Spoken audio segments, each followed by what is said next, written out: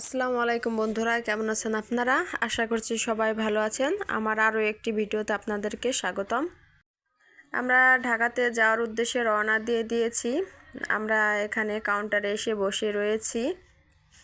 গাড়িটা আসতে আধা ঘন্টার মতো লেট হয়েছে। আমাদের গাড়িটা ছিল সকাল 11টায়, তখন আমাদের প্রায় 11:30টার পরে গাড়িটা এসেছে।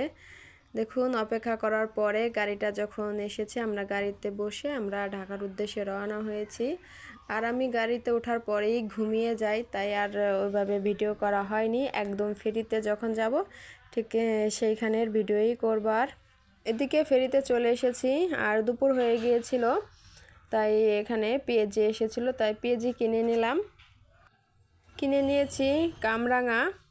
আর গাড়িতে গেলে আমি খাওয়া দাওয়া একটু করি, না খেলে দেখা যায় আমার বমি হয়। গাড়িটা ফেরিতে ওঠার আগে একটু ভিডিও করে নিলাম। এখানে অনেক স্থানীয় মানুষ গোসল করতেছিল আর আমরাও ফেরিতে উঠে গেলাম। এদিকে মা কিন্তু সকালে নাস্তা করে দিয়েছিল গাড়িতে খাওয়ার জন্য। এখানে ডিম সিদ্ধ করে দিয়েছিল, ডিম ভেজে দিয়েছিল, পরোটা বানিয়ে দিয়েছিল যেন আমরা দুপুরে খাওয়া দাওয়া করি। আর বাসায় গিয়ে তো রান্না বান্না করে তারপরে খেতে হবে, সেজন্য। আর ফেরিঘাটে আসলে আমি পেঁয়াজি কিনবো, সিঙ্গারা কিনি, এগুলো টুকটাক আমি একটু কেনাকাটা করি, কারণ আমি যতক্ষণ ফেরিতে থাকি ততক্ষণই একটু খাই। না খেলে দেখা যায় পরে আমার বমি হয়। আগে যখন আসা যাওয়া করছি খেতাম না, তখন খুব বমি হতো, 8-10 বার করে হয়ে যেত। তারপর থেকে যখন খাওয়া দাওয়া করে গাড়িতে উঠি তখন কিন্তু আর বমি হয় না। ফেরি থেকে নামার পরে আমি আবার একটা ঘুম দিয়েছিলাম। আমি শুধু ফেরিটুকি সজাগ থাকি আর তাছাড়া ঘুমানোর পর একদম আমরা নবীনগর চলে এসেছিলাম, স্মৃতিসৌধের এখানে। আর যেহেতু শুক্রবার, সেহেতু এখানে একদম মেলার মতো হয়ে গিয়েছিল। যারা সাভারে থাকেন কিংবা স্মৃতিসৌধে এসেছেন তারা কিন্তু জানেন যে শুক্রবারে স্মৃতিসৌধে কতটা ভিড় হয়।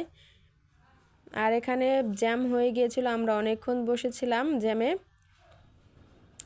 তাই এখানের একটু ভিডিও করে নিলাম আর স্মৃতিসৌধেরও একটু ভিডিও করে নিলাম। ওই যে দেখা যাচ্ছে কিন্তু ছোট্ট করে স্মৃতিসৌধটা একদম দাঁড়িয়ে আছে। আর আমাদের গাড়িটাও ছেড়ে দিয়েছে, প্রায় 10 মিনিটের মতো আমরা এখানে জ্যামে ছিলাম। আর একদম বাসায় চলে এসেছি। বাসায় আসার পরে দেখুন পেপারের মধ্যে দুধের বোতল এভাবে মুড়িয়ে দিয়েছে, আর কিন্তু পেপারটা কিন্তু সম্পূর্ণ ভিজে নাই। এভাবে কিন্তু ফ্রিজের জিনিস পেপারের মধ্যে করে নিয়ে বের হলে কিংবা দূরের পথে যখন আমরা জার্নি করি তখন নিয়ে গেলে একদমই নষ্ট হয় না। আমি কিন্তু গরমের সময় এভাবেই নিয়ে আসি।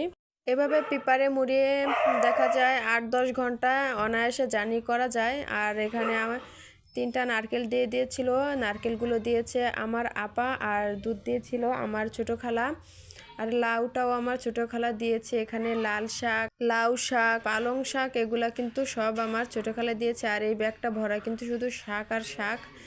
এখানে দিয়েছে সাদা বেগুনটা আমার মামি দিয়েছে, আমার আগের ভিডিওতে দেখিয়েছে মামাদের বাড়িতে বেগুন। আর এখানে খেজুরের গুড়, আখের গুড়, এগুলো আমার মা দিয়েছে। আর এখানে ভিজানো পিঠা, আগের দিনের ভিডিওতে দেখিয়েছে ভিজানো পিঠা তৈরি করেছি, সেটা আমার শাশুড়ি দিয়ে দিয়েছে।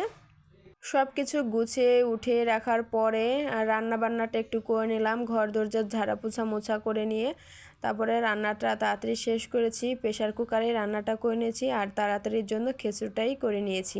তাড়াহুড়ো করে এসে অন্য কিছু রান্না করাটা একদম মাথায় থাকে না, কারণ অনেক কাজ জমে থাকে। সেজন্য শর্টকাটে আমি প্রেশার কুকারে খিচুড়িটা রান্না করে নেই, যেন এসে আধা ঘন্টার মধ্যেই যেন আমরা খাওয়া দাওয়াটা করতে পারি আর টুকিটাকি কাজ করতে পারি। আর আমি খিচুড়িটা কিন্তু জলপাইয়ের আচার দিয়ে কিন্তু আমার কাছে ভালো লাগে, আমি জলপাইয়ের আচারটা দিয়েই খাই। আর জলপাইয়ের আচার দিয়ে খিচুড়িটা কিন্তু খুবই ভালো লাগে, আপনারা একবার খেয়ে দেখবেন। তবে এতক্ষণ আমার ব্লগ ভিডিওর সাথে থাকার জন্য আপনাদের অসংখ্য ধন্যবাদ।